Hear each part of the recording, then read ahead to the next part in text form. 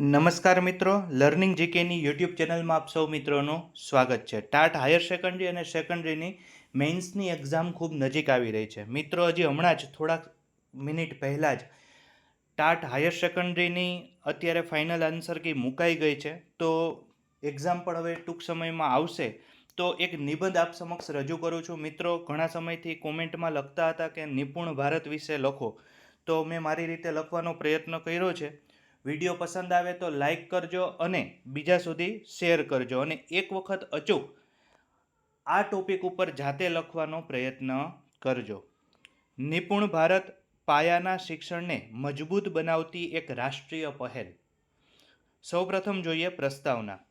કોઈપણ દેશના વિકાસનો પાયો તેના શિક્ષણ ઉપર આધારિત હોય છે.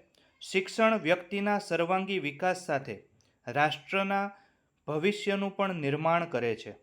જો બાળક પ્રાથમિક કક્ષામાં વાંચન, લેખન અને ગણિત જેવી મૂળભૂત કૌશલ્ય યોગ્ય રીતે પ્રાપ્ત ન કરી શકે તો તેના સમગ્ર શૈક્ષણિક જીવન પર એની નકારાત્મક અસર પડે છે.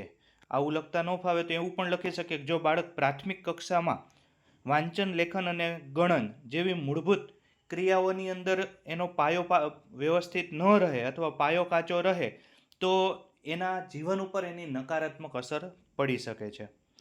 આ પડકારને ધ્યાનમાં રાખીને ભારત સરકારે વર્ષ 2021માં નિપુણ ભારત કાર્યક્રમનો પ્રારંભ કર્યો. નિપુણ શબ્દનો અર્થ. સૌપ્રથમ તો નિપુણનું ફૂલ ફોર્મ મેં અહીંયા લખ્યું છે કે national initiative for proficiency and in reading with understanding and ન્યુમેરેસી.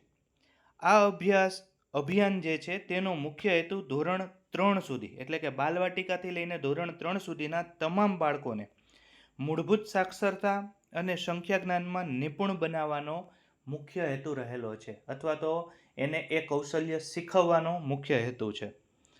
અહીં બે પંક્તિ મૂકી છે. Education is the most powerful weapon which you can use to change the world. Nelson મંડેલાએ કીધેલું છે. શિક્ષણ એ એવી સંપત્તિ છે જે કોઈ ચોરી શકતું નથી. ત્યારબાદ નિપુણ ભારતનો ઉદ્ભવ. તો કે રાષ્ટ્રીય પોલિસી જે છે આપણી NEP 2020 એ પ્રાથમિક શિક્ષણના પાયાને મજબૂત બનાવવા ઉપર વિશેષ ભાર મૂક્યો હતો. આ નીતિના અનુસંધાનમાં ભારત સરકાર શિક્ષણ મંત્રાલય દ્વારા 5 જુલાઈ 2021ના રોજ નિપુણ ભારત મિશન શરૂ કરવામાં આવ્યું હતું. ખાસ તો આપણને ક્યારે શરૂ થયું એ ખ્યાલ હોવો જોઈએ. શૈક્ષણિક સંશોધનોમાં જાણવા મળ્યું કે દેશના ઘણા બધા બાળકો ધોરણ 3 સુધી પહોંચ્યા પછી પણ સરળ વાંચન અને ગણિતની અંદર ખૂબ નબળા રહે છે. ખાસ કરીને કોરોના મહામારી દરમિયાન થયેલા શૈક્ષણિક નુકસાનને કારણે આ સમસ્યા વધુ ગંભીર બની હતી. તેથી પ્રાથમિક સ્તરે જ બાળકોના શિક્ષણને મજબૂત બનાવવા માટે જે મિશન શરૂ કરવામાં આવ્યું તે મિશનનું નામ છે નિપુણ ભારત મિશન. ત્યારબાદ વાત કરીએ મુખ્ય ઉદ્દેશ. તો દરેક બાળકો નીચેની ક્ષમતાઓની અંદર નિપુણ બને એ મુખ્ય ઉદ્દેશ છે. પહેલું છે સમજણ સાથે તે વાંચી શકે. આ ચારે બાબતો ખાસ યાદ રાખવી. અત્યારે ગવર્મેન્ટ શાળાની અંદર આ ચારેય બાબતો ઉપર FLN કાર્યક્રમ આખો ચાલે છે, તે આના ઉપર જ ચાલે છે. સમજણ સાથે વાંચી શકે, પોતાના વિચારો સ્પષ્ટ રીતે વ્યક્ત કરી શકે, સરળ ગાણિતિક ક્રિયા કરી શકે, શીખવા પ્રત્યે રસ અને આત્મવિશ્વાસ વિકસાવી શકે. આ મુખ્ય એનો ઉદ્દેશ્ય છે આ મિશનનો. આ મિશનનો લક્ષ્યાંક વર્ષ 2026-27 સુધીમાં દેશના તમામ બાળકોને મૂળભૂત સાક્ષરતા અને સંખ્યા જ્ઞાનમાં નિપુણ બનાવવાનો છે. 5 સ્તરની સિસ્ટમમાં આ આખું મિશન લાગુ કરવામાં આવશે. રાષ્ટ્રીય, રાજ્ય, જિલ્લા, બ્લોક અને શાળા કક્ષાએ.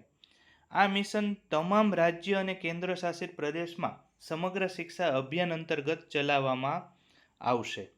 હવે જોઈએ એમાં આગળ મૂળભૂત સાક્ષરતા અને સંખ્યા જ્ઞાનનું મહત્વ.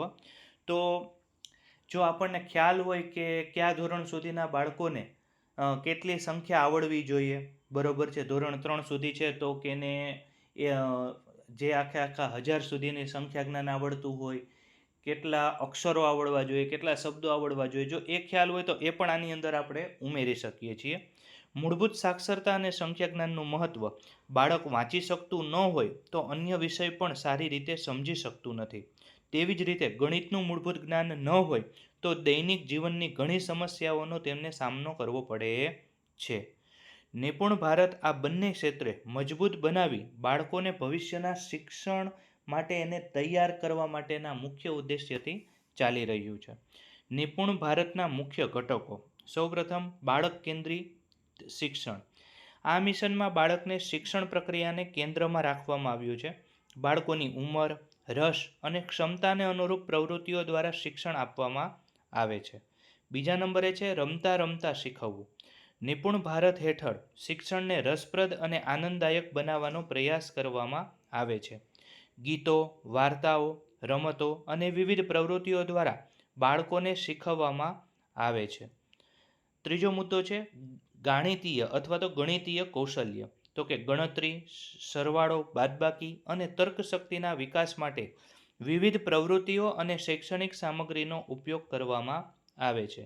અને ચોથો મુદ્દો છે સતત મૂલ્યાંકન. બાળકોની પ્રગતિનું સતત નિરીક્ષણ કરવામાં આવે છે જેથી સમયસર જરૂરી માર્ગદર્શન આપી શકાય. ભવિષ્યની અંદર ટૂંક સમયમાં બધા જ ધોરણમાં HPC કાર્ડ આવવાના જ છે, બરાબર? તો આ પણ એક સતત મૂલ્યાંકન પણ એનો મુદ્દો ગણી શકાય. ત્યારબાદ શિક્ષકોની ભૂમિકા. તો નિપુણ ભારત મિશનની સફળતા માટે શિક્ષકોની ભૂમિકા અત્યંત મહત્વપૂર્ણ હોય છે. શિક્ષકોને નવી શિક્ષણ પદ્ધતિઓ અને પ્રવૃત્તિ આધારિત શિક્ષણ અંગે તાલીમ આપવામાં આવે છે. શિક્ષક બાળકોમાં વાંચન પ્રત્યે રસ જગાવે છે અને શીખવાની પ્રક્રિયાને આનંદદાયક બનાવવાનું મુખ્ય કાર્ય શિક્ષકો કરે છે. આ જ રીતે માતા પિતાની પણ શું ભૂમિકા, આપણે એમ લખીને પણ લખી શકીએ કે માતા પિતા પણ ઘરે વાર્તા કથન કરાવે, થોડુંક વંચાવે, જાતે હોમવર્ક કરાવે, થોડુંક પૂરતું ધ્યાન અપાવે, એ પણ જવાબદારી જે છે એ માતા પિતાની છે. શાળા અને પરિવાર એમ બંને મળીને બાળકના વિકાસ માટે કાર્ય કરે ત્યારે વધુ સારા પરિણામો એની અંદર પ્રાપ્ત થઈ શકશે. ગુજરાતમાં નિપુણ ભારત વિશે વાત કરું તો ગુજરાત રાજ્યમાં પણ નિપુણ ભારતના અમલીકરણ માટે વિવિધ કાર્યક્રમો ચલાવવામાં આવી રહ્યા છે. પ્રાથમિક શાળાઓમાં વાંચન અભિયાન, ગણિતીય પ્રવૃત્તિઓ અને ગુણોત્સવ જેવા કાર્યક્રમો દ્વારા બાળકોના શૈક્ષણિક સ્તરને સુધારવાનો પ્રયાસ કરવામાં આવે છે. ગુજરાતમાં શિક્ષકોને પણ FLN ફાઉન્ડેશનલ લિટરેસી એન્ડ ન્યુમેરેસી સંબંધિત તાલીમ આપવામાં આવી રહી છે. આ બાબત ખાસ યાદ રાખવી. નિપુણ ભારતના ફાયદાઓ ક્યાં ક્યાં છે? તો કે બાળકોમાં વાંચન અને લેખનની ક્ષમતા વધે છે. ગણિત પ્રત્યેનો ભય જે છે અથવા તો ડર છે એ ઓછો થશે. બાળકોમાં આત્મવિશ્વાસ વધે છે. ડ્રોપ આઉટનો રેશિયો જે છે એને કારણે ઘટે છે. ભવિષ્યમાં શિક્ષણ માટે મજબૂત પાયો તૈયાર થાય છે. ત્યારબાદ ઉપસંહાર. નિપુણ ભારત માત્ર એક શૈક્ષણિક યોજના નથી, પરંતુ ભારતના ઉજ્જવળ ભવિષ્યનું નિર્માણ કરતું રાષ્ટ્રીય મિશન છે. શિક્ષકો, માતા પિતા, શાળા અને સરકારના સંયુક્ત પ્રયાસોથી નિપુણ ભારતના લક્ષ્યો સફળતાપૂર્વક પ્રાપ્ત કરી શકાય છે. અંતે કહી શકાય કે આજનો નિપુણ વિદ્યાર્થી જ આવતીકાલનો સશક્ત નાગરિક છે. મિત્રો, વિડીયો પસંદ આવે તો લાઈક અચૂક કરજો અને આવો જ કોઈ બીજા ટોપિક વિશે માહિતી જોતી હોય તો કોમેન્ટ દ્વારા જણાવજો. અસ્તુ. જય હિન્દ, જય ભારત.